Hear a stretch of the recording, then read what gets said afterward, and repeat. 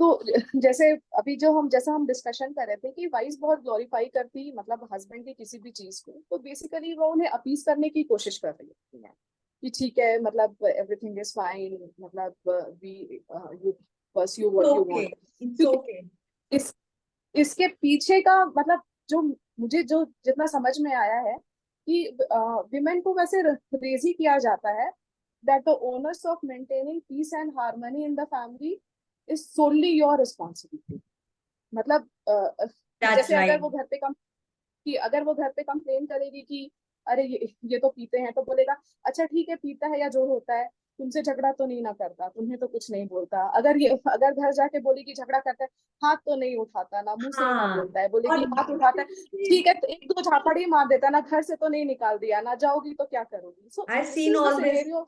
I seen with so many people and और height क्या होती है डॉक्टर सुमेधा, वो ऐसे बोलते हैं तुम्ही ने कुछ किया होगा तभी ऐसा कर रहा है, हाँ पहले तो नहीं करता था, पहले तो हाँ, ऐसा। नहीं और फिर मतलब हस्बैंड का भी होता है, अरे मैं कहा तुम ही ऐसा कुछ कर देती हो कि मुझे पीना पड़ जाता है, दैट्स तुम ट्रू। ही कुछ बोल देती हो मुझे झगड़ा करना पड़ जाता है। और इतने सप्रेसिव एनवायरनमेंट में जो लेडीज रहती है ना कि उन्हें डर भी लगता कन्फ्रंट करने में। मैंने जो देखा है द विमेन जो लोग बहुत हैप्पी कपल्स की तरह बिहेव करते हैं and women are overly attentive to their husbands, बहुत प्लीजिंग रहेंगी, बहुत ये रहेंगी and they never leave their side, कभी उन्हें छोड़ती नहीं अकेले, हमेशा साथ में रहेंगी। These are the ones who are most afraid of their husbands. वो कभी कुछ वैसा बोलने से भी उन्हें डर लगता है जिससे कहीं हस्बैंड को गुस्सा तो ना आ जाए, अनॉय ना कर दे उन्हें। अनॉय ना कर दे किसी भी चीज में, क्योंकि उनका ईगो ही इतना बड़ा रहता है ना कि उन्हें पता नहीं कि कब उन्हें क्या चीज पिंच कर गई। और probably because they have to maintain a face in society, घर जाके फिर जो तमाशा होना है द वाइफ नोस, और तो किसी को कुछ पता नहीं होता। And usually these are the people, अगर उनके बारे में कभी कुछ न्यूज आए कि डोमेस्टिक वायलेंस था या इनके बीच में कोई चीज अनहैप्पी था, तो पीपल विल रिएक्ट कि अच्छा ये इंसान ऐसा था, ऐसा तो कभी नहीं लगा, ये तो बहुत अच्छा था। सो यूजुअली तो अल्कोहलिक्स आर वेरी मच। तो एक ये, और एक और चीज है, you should be very vigilant specially if a woman gets married. तो and if she is not liking the husband drinking and if the husband is drinking too much, सबसे पहले आप ये देखो ना कि आपके इन लॉज का क्या एटीट्यूड है। क्योंकि अगर जैसे इन लॉज दे आर अच्छे लोग हैं, राइटेस्ट पीपल है, ठीक है बेटा डिरेल्ड हो गया, माइट भी ठीक है, इन लॉज के बीच का इक्वेशन सही नहीं था या पेरेंटिंग अच्छी नहीं हो पाई, everybody is a human being, faults होता है, लोग रियलाइज नहीं कर पाते। And we can but reverse if it the also, जो हो गया वो रिवर्स भी तो रिवर्स भी तो नहीं कर सकते। And if the parents are supportive कि हाँ वो भी चाहते हैं कि बच्चा लाइन पे आ जाए, उसकी फैमिली ठीक से चले, ये चले, then you have a chance कि आप ठीक कर सकते हो हस्बैंड को, यू ट्राई। बट जिस घर में बेटा और बाप दोनों साथ में बैठ के पी रहा हो, वहां आप क्या करोगे। So you have to realize your limitations also. या बहुत सारी माएँ होती हैं, मतलब उनका बेटा कुछ भी कर रहा हो, वो बोलेंगे अरे मेरा बेटा सही है, मेरा बेटा सही है, तुम्ही ने कुछ किया होगा, तुम्ही ने कुछ किया होगा। तो उस केस में या तो वुमेन बहुत सप्रेस्ड हो जाती हैं इस केस में, और नहीं तो फिर वो they find it very difficult to stay in such an environment. तो उस केस में पेरेंट्स को रियलाइज करना चाहिए कि आप अनड्यू डिफेंड कर रहे हो बस अपना सुपीरियोरिटी दिखाने के लिए एक लड़की को जो दूसरे घर से आई है और आपके बेटे को ठीक करने का कोशिश कर रही है। आप उसको सुपीरियोरिटी दिखा के आप एक्चुअली अपनी लाइफ खराब कर रहे हो। She always has an option, वो आपका घर छोड़ के चली जाएगी अगर अगर लिमिटेशंस अगर क्रॉस हो गया तो। लोगों को बहुत फॉल्स मतलब सेंस होता है कि ये कहाँ जाएगी या ये जाके क्या करेगी। पर जिस जिस ऊपर वाले ने अगर किसी को इस धरती पे भेजा है, वो हर किसी का उपाय कर सकता है। तो ये किसी के इंसान। have people start blaming the daughter-in-law if she leaves, हाँ, that blame also is on her. Her because it is चीज ही क्या वेरी है, easy to shift the blame on others ना, ये तो सबसे आसान काम है दुनिया का कि आप blame अपनी target है। रिस्पॉन्सिबिलिटी हटा। बिल्कुल। बट अगर आपकी डॉटर इन लॉ छोड़ के चली गई और आपका बेटा वही का वही रह गया, डॉटर इन लॉ तो फ्री हो गई, आपके बेटे को तो आपको जिंदगी भर झेलना है, तो प्रॉब्लम तो आपकी होनी है। तो ये like so these are the things. तो आई थिंक जैसे लोग कुंडली मिलाते हैं या लोग ये देखते हैं, मतलब लड़के का इनकम देखते स्टेटस, हैं, स्टेटस। स्टेटस देखते हैं, लड़के का लुक्स देखते हैं, इससे ज्यादा इंपॉर्टेंट है कि आप ये देखो कि लड़की का फ्रेंड सर्कल क्या है, उसके पेरेंट्स कैसे हैं, फैमिली के बीच में हार्मनी है कि नहीं, लड़की वहां जाके खुश तो रहेगी। फैमिली मतलब इट कैसा है, आप फैमिली आपके चाइल्ड या पेरेंटिंग के हिसाब से आपका बच्चा सूटेबल है कि नहीं, it's very important. Family atmosphere कैसा है, डजेंट मैटर कि लड़के का पैकेज कितना है, डजेंट मैटर। क्योंकि क्या होता है कि अगर कॉमन आपको इंटरेस्ट, वैसा, common hobbies, they should have something common to spend time together. हाँ, and specially for those wife जिनके हस्बैंड वैसे अल्कोहलिक है, उनके लिए मैं कहना चाहती हूँ, बहुत बार उनका आर्ग्यूमेंट होता है कि ठीक है हम क्या करेंगे, ये तो पीते ही हैं, ये तो तमाशा करते ही, हम तो बच्चे के लिए रहे हैं। बच्चा अगर देख रहा है कि उसका फादर पी के उसकी माँ को सप्रेस कर रहा है या उसकी माँ को कुछ भी बोल दे रहा है, माँ टॉलरेट कर ले रही है, और माँ को ऐसा लग रहा है कि मेरा बच्चा बड़ा होगा तो मुझे डिफेंड करेगा, मेरा बच्चा बड़ा होकर मुझे रेस्पेक्ट करेगा, I am very sorry to say आपका बच्चा भी वैसे ही बिहेव करेगा जैसा उसका फादर बिहेव करता है।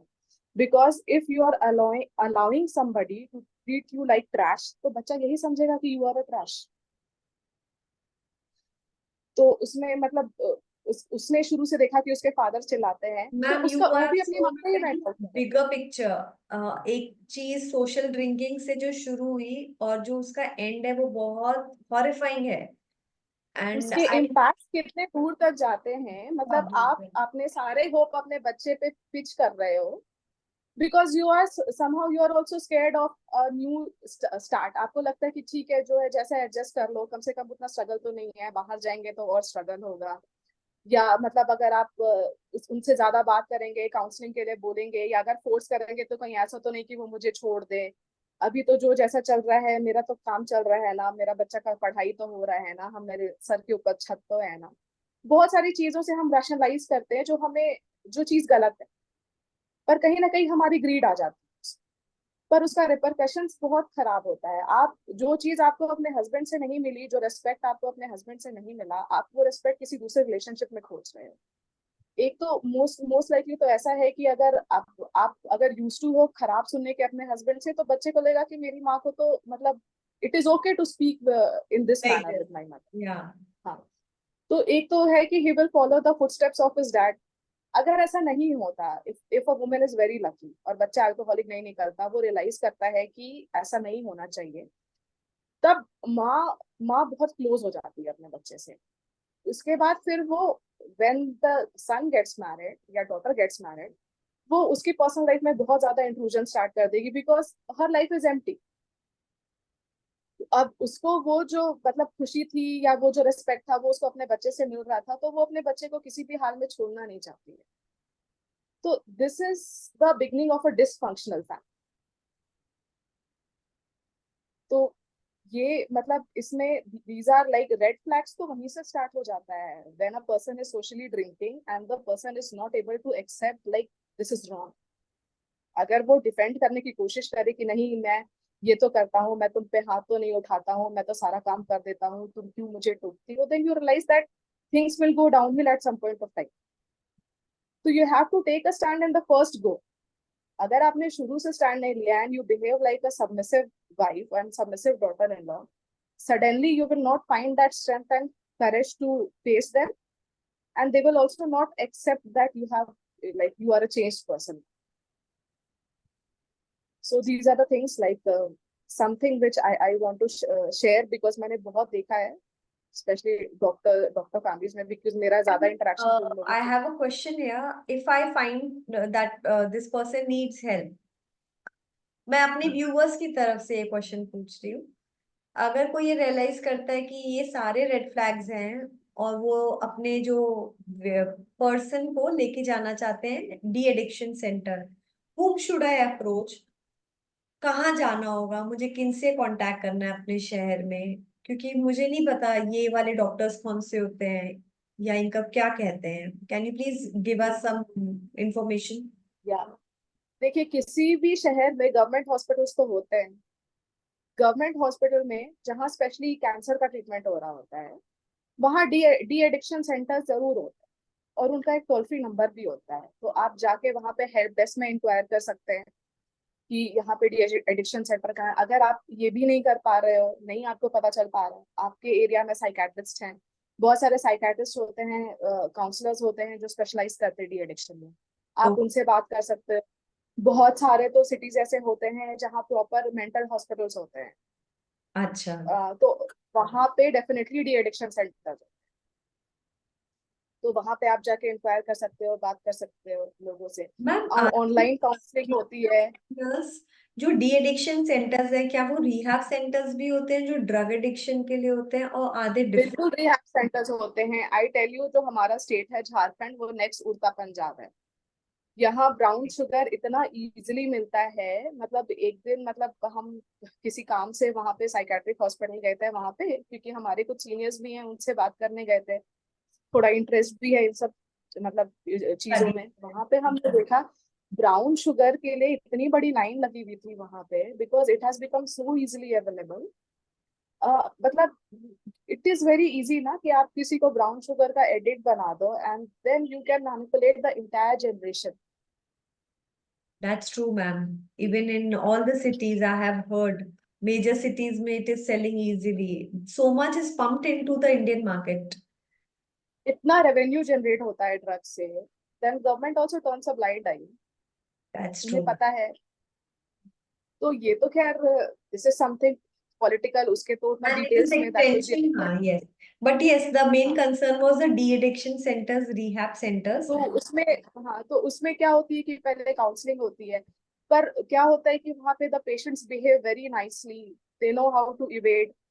पर कभी कभी when the things like escalate a lot, like they are not able to comply with medications, घर वाले, आप देखिएगा ना, आपको मतलब पहले जैसे इनिशियली घर वालों को अगर गुस्सा भी आता होगा ना उनके बिहेवियर पे, या जो ब्लैकआउट एपिसोड्स या लाइक वायलेंट एपिसोड्स होता है, पर अल्टीमेटली आपको देख के बहुत तरस आएगा वैसे लोगों पे। समटाइम्स कभी कभी उन्हें बांध के रखना पड़ता है, बेड़ियों में रखना पड़ता है।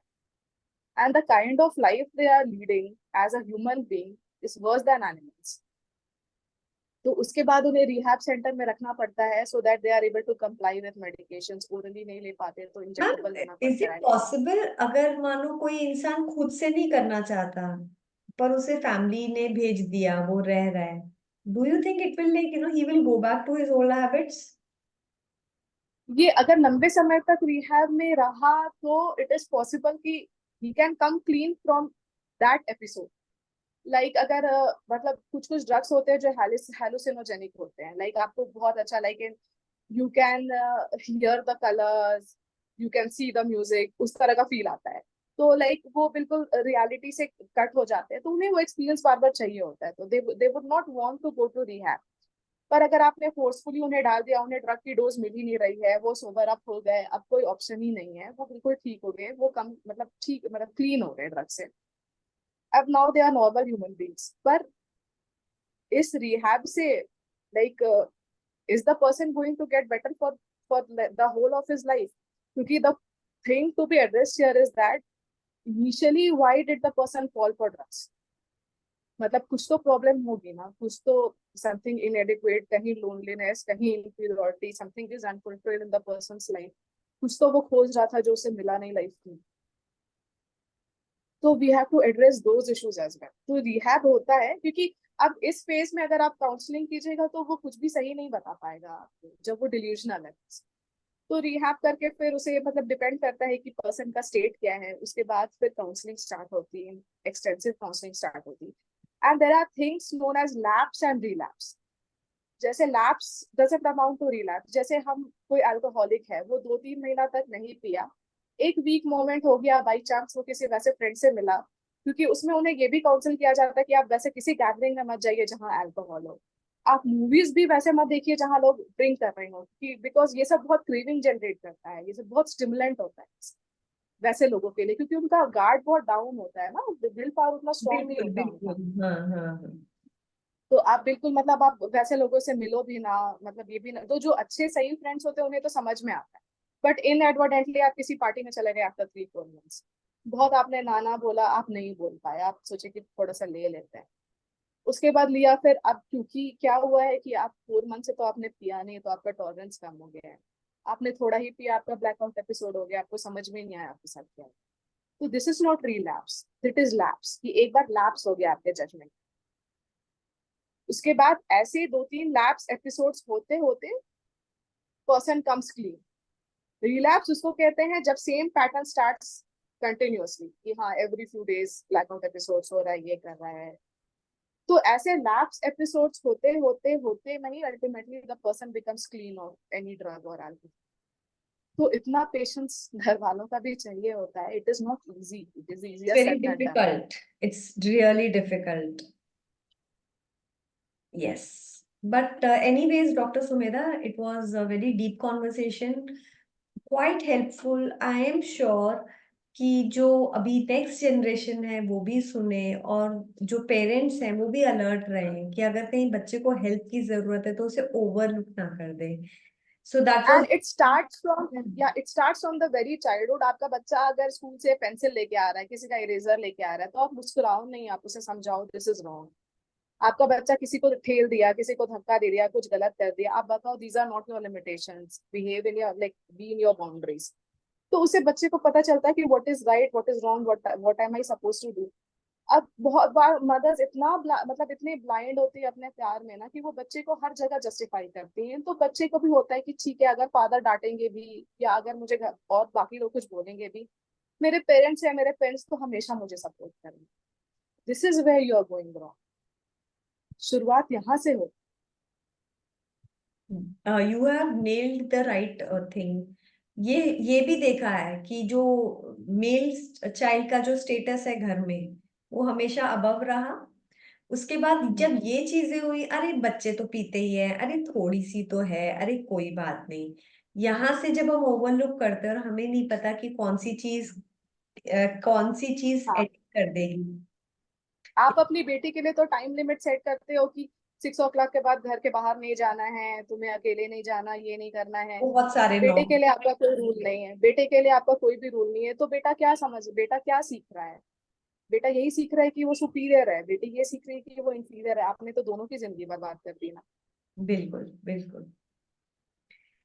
Anyways, I fall short for the words, but I hope these videos are helpful to the viewers. Thank you so much for your time, Dr. Sumedha. I'm really grateful to you.